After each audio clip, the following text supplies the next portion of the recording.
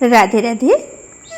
আজকে বৃহস্পতিবারের সিম্পল খাওয়া দাওয়া, ডাল পোস্ত আমাদের বাঙালির ঘরে হয়ে গেলে আর কি চাই। আচ্ছা, আমি কিছু কমেন্টের রিপ্লাই দেব। আমাকে অনেকে কমেন্ট করে বলে, দিদিভাই দাদা ভাই সবাই কমেন্ট করে বলে, দিদিভাই তোমার ভিডিও না দেখতে আমাকে খুব ভালো লাগে, যতবার দেখি মনে হয় বারবার আমি তোমার ভিডিও দেখতে থাকি। তোমাদেরকে জানাবো অসংখ্য ধন্যবাদ।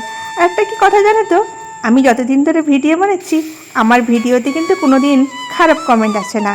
আমার গোপাল সোনা যে আছে, আমার গোপাল সোনার ভিডিওতে কখনো কেউ খারাপ কমেন্ট করে না।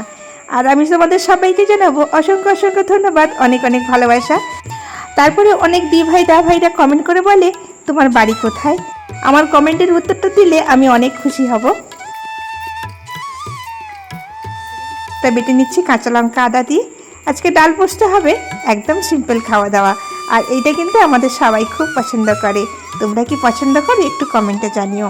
আর এই যে পোস্ত ডাল রান্না করে, এই দেখো আলুটা বেশ ভালো করে সেদ্ধ করে নিয়েছি, তার মধ্যে কড়াইতে তেল দিয়ে একটু পাঁচফোড়ন দেব, তারপরে পোস্তটা দিয়ে সুন্দরভাবে নাড়াচাড়া করে নামিয়ে দেব।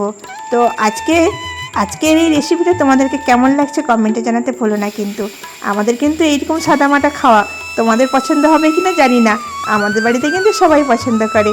তোমরা যদি পছন্দ করো অবশ্যই কমেন্টে জানিও। এইরকম ভিডিও আরও নিয়ে আসবো।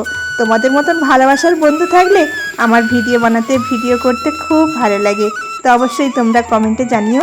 আর এইভাবে দেখো পোস্তটা সুন্দরভাবে রান্না করে নিলাম আর খেতে দিয়ে দিলাম। আমার সোনামা যাবে স্কুলে পরীক্ষা দিতে, তো তাড়াতাড়ি করে তাকে আগে খেতে দিয়ে দিলাম। সবাই মিলে খাবো একসাথে, কিন্তু সোনামার খেতে অনেকটা দেরি হয়, তার জন্য সোনামাকে আগে দিয়ে দিলাম। সোনামা খাচ্ছে। তারপর আমার বাড়িটা কোথায়? আমার বাড়ি খড়গপুর, পশ্চিম মেদিনীপুর। তো বন্ধুরা, আবার একটা নতুন ভিডিও তাড়াতাড়ি নিয়ে চলে আসবো। কমেন্টে জানাতে ভুলো না কেমন লাগলো।